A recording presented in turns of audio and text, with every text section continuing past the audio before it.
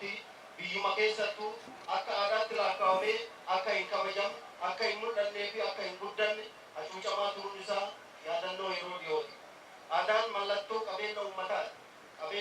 Qabeenyaa fi mallattoo uummataa kanatti kan itti aanuu fi adda dureen irraa fayyadamuu danda'u uummaticha alatti eenyuyyuu ta'uu hin danda'u.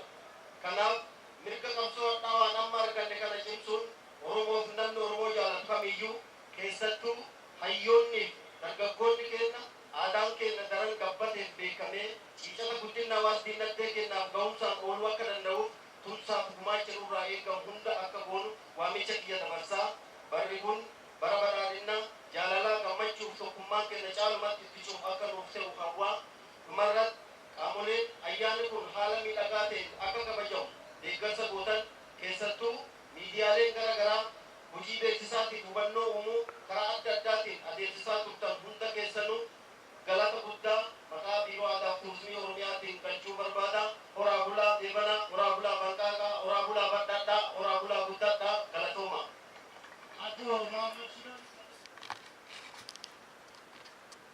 Kabajamtoota hordoftoota keenya